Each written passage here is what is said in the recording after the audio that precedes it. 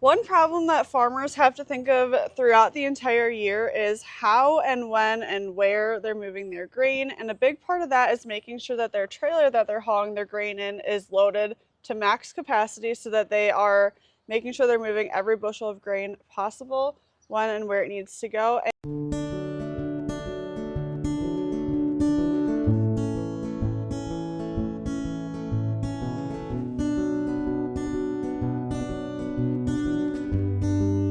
This is a big situation that we run into a lot when it comes to fall harvest and hauling our grain from the fields to our grain facility. But it's also something that, depending on what your farm setup is, you have to think about the entire year. So if you don't have a scale on your farm, or if you're hauling from somewhere else, XYZ, there's lots of use cases where you might need to know exactly how much your trailer weighs, and we found a solution for it. So this is called Blue Ink technology, and we are going to install it onto our trailer and our semi. And what it does, and Avery knows more truck stuff than I do, but basically what it does is it takes the weight of your trailer pushing on your air suspension essentially, yep, and tells you how much your trailer weighs, so that when you're hauling from either like your own grain facility that may not have a scale, or you're hauling from a field, you are able to have the maximum amount of weight on your trailer, so you're not leaving any bushels or dollars behind. Most farmers, so it goes off it's a pressure sensor in the air suspension on your truck and your trailer. I'll say most farmers are gonna err on overloading the truck to make sure that they're hauling enough versus underloading, and you know, that's all fine and dandy, but until that DOT gets you. Yeah, or not even that. If somebody pulls out in front of you, you're liable for being overweight, and you don't want to be involved with that. So if you can do something and have a tool in your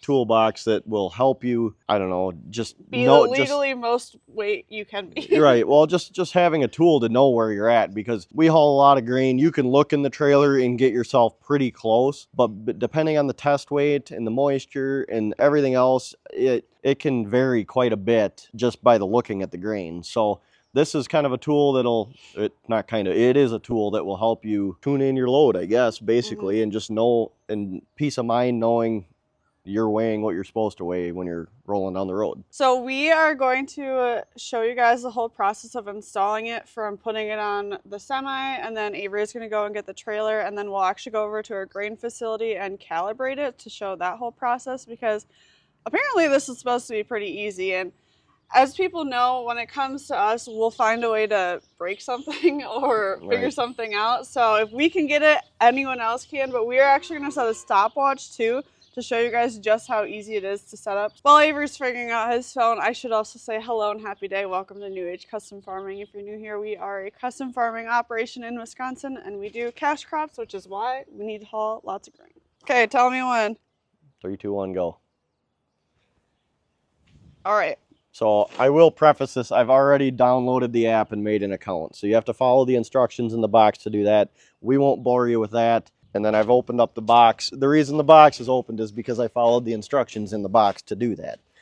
So Avery usually never reads the instructions, so I'm gonna do it this time though. So in the app, which I've got downloaded and the account made, I gotta go to the air scale portion of it, and then we gotta use our QR code scanner to scan in the sensor. So this is the sensor for the truck.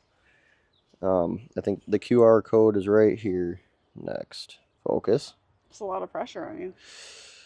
There it goes. Step 2 assignment. Are you installing the sensor on a vehicle or trailer? Vehicle. Gear axle, pusher axle, drive axle is the one we want. Well, hold on, let me go back.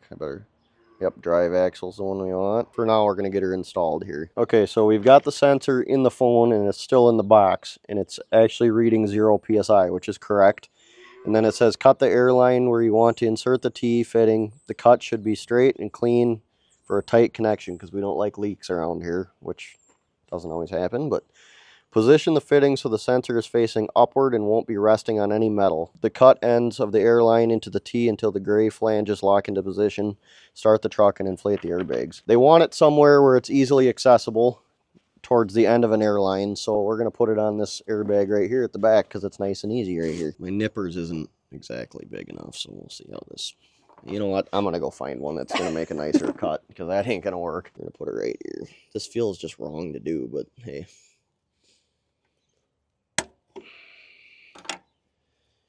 And then they want it facing upward.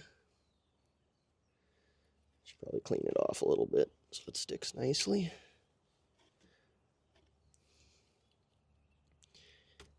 Shove her on, and then anybody who's used these fittings knows how they work. You just push it on and it locks.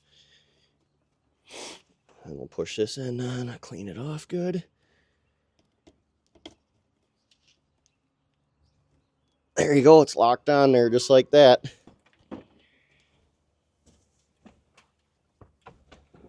Alright, you're in neutral, but you can just start it. So I know to always check. always check. Alright, key. Turn it to the right one. Now you got a button to push. And then over there's an air suspension. No, yep, flip that one to auto. That's it. We gotta let her air up now. So the airbag should be inflating. We just installed it. I can see it's reading 8.7 psi, which I don't know, seems about right. It needs to be calibrated, which we'll do all at once after we get the trailer installed. So I'm gonna go hook up the trailer. We'll get that installed, and then we'll start our calibration process. We're at 11 minutes right now. Are you gonna pause it? Yep, we'll pause it because I got to drive down the road to get the trailer, but 11 and a half minutes. So that's pretty good. And for me reading instructions, I mean, it's pretty simple, but you know, making sure we're doing it right too. So I went and got the trailer, and I know it's working because I was reading, like, what did I say, 5 or 8 pounds of air. It was 8 psi in the suspension system, and then as soon as I hooked up the trailer, it went to 15 psi. So I know that sensor's working. Now I got to install the one for the trailer. The reason the trailer one has hose to it is because this is the sensor. It's the exact same sensor in the front, but you have to Bluetooth connect this to your phone. And if the sensor's all the way in the back of the trailer, that's a long ways from the truck where you're sitting with your phone. So you got to get the sensor ran to the front of the trailer so it'll reach your cell phone to be able to, or whatever device you're putting the app on, to be able to connect while you're rolling down the road. So it's the same system. You just scan the QR code with your phone, and then it adds this, and then you identify this sensor on trailer. This trailer is 253. So you put trailer 253 or whatever you called it, your trailer, you name it that, and it assigns that sensor to that trailer. You get it teed into the air suspension. So you put this tee in the back of the trailer in the air suspension. Then the pressure runs through the hose to the front of the trailer to the sensor, and then that's how you get your pressure reading. Basically, until you calibrate it, it's just going to be monitoring your air suspension pressure. So once we get it all installed, we'll go over to the grain facility and we'll start loading the trailer and calibrating it at different weights to assign PSI to a pounds value, correlate it, and the more times you calibrate it and the better information you put in it, the more accurate it's going to be for you. You put garbage information in, you get garbage information out. You put good information in, you get good information out. So it's going to take multiple times of calibrating, and I'm going to get this thing installed. I got a feeling, so these Timpty trailers, the actual installation, if I just zip tied it up, would take about 5 minutes, but there's a rail under here that I got to shove that little hole there, you got to shove the line through. It goes down the side of the trailer. So that might take me a little while to get it installed nicely. All right, we'll start the timer again. We were at 11 minutes before I went and hooked up the trailer. I'm guessing this one's gonna take me a little longer just because I gotta run the line in there. So we'll give her a go. And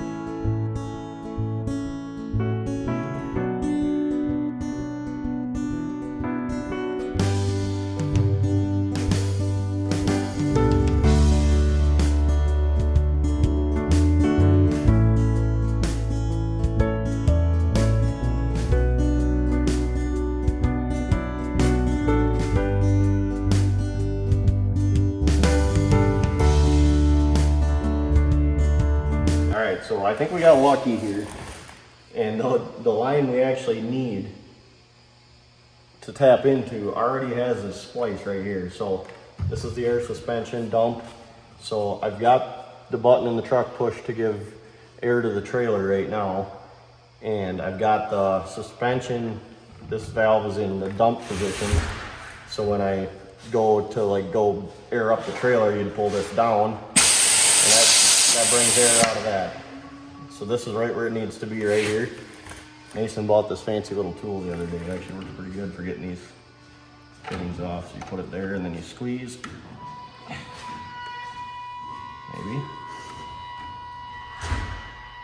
It did work good just for the other line. You might need the smaller one.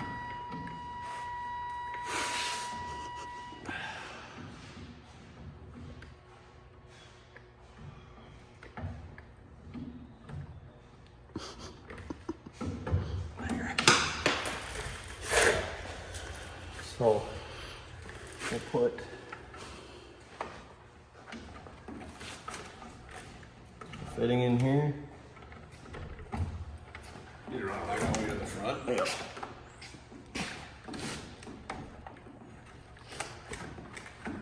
Oh, please be the right size. Oh no. Did you cut the wrong thing now? Oh no, I didn't cut the wrong thing. This line's just bigger. There it goes. Thank God. And that one.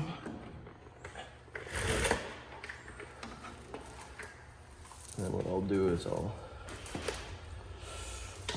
gonna hook it into here. Now I gotta figure out, I took the sensor off the front of the trailer, off the front of that line, so I gotta figure out a nice spot to mount it up in the trailer. So I'll mount it up there and I'll zip tie it up and then I'll pull all my slack out this end and cut off the correct amount. They send you enough line for a really long trailer, so. All right, under further inspection on this sensor here, it doesn't say anything in the instructions, but it's got a nut on it that you can, so I'm gonna punch a hole through this plate right here and then put this through the plate just like these connections are, and then put the nut on the back side and pinch this piece into the trailer there, and then the air line will be connected on the inside of the trailer, and that way when the battery dies you don't have to crawl up in the trailer to replace the battery. They said the battery lasts pretty much a whole year if you're using it constantly.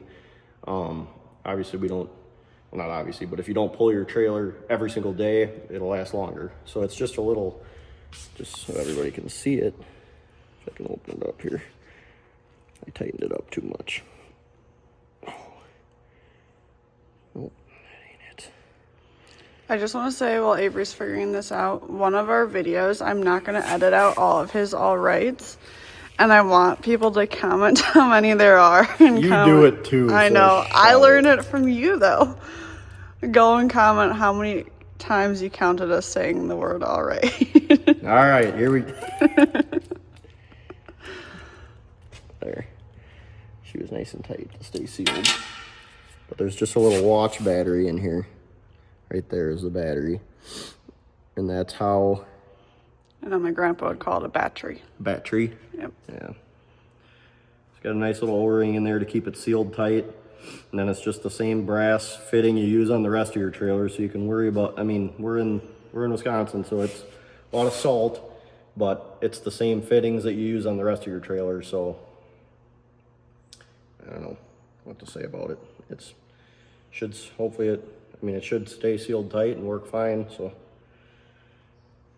But I'll put this, that way the battery will be on the outside of the trailer and you'll be able to walk up and unscrew it and replace it when it does die. So I'm gonna drill a hole there.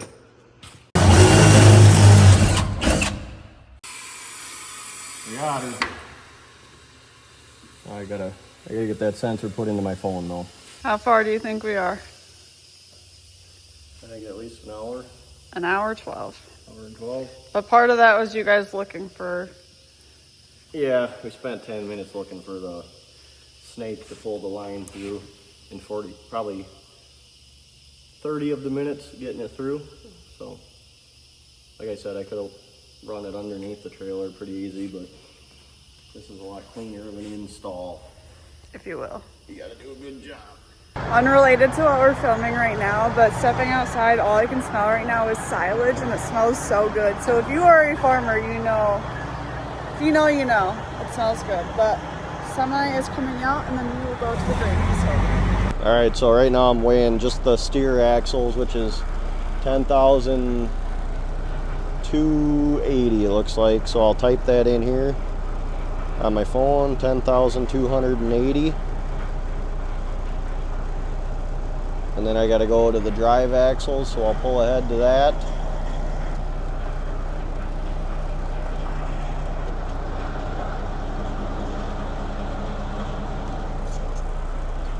So now I got to take my 10,280, 10,280 minus my 21,760. Gives me 11,480 pounds. So 11,480. I'll punch that in for my drive axles. And now I'm gonna pull all the way ahead and just get the trailer weight. So I'm gonna pull the truck all the way off the scale.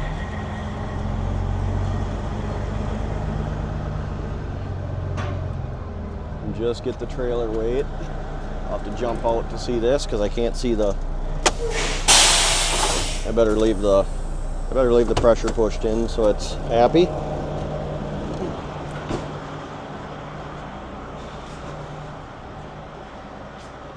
$67, 60, 80. So 6,780 pounds. 6,780. 6,780. Done. Save. Unloaded cal saved for the best results. Do another calibration when you were loaded. So we did this on the corn scale over here because it's perfectly flat. Now I'll go around over because we're going to load it with beans. So I'll drive over there. We'll put a quarter load on, and then we'll do the same process again. We'll do a calibration. Then we'll fill it half full. Do another calibration. Fill it 3/4. Do a calibration and then fill it at 80,000 pounds. We'll get it up to 80,000 over there, and then do another calibration. That'll be 4 loaded calibrations, and then that should get it really close.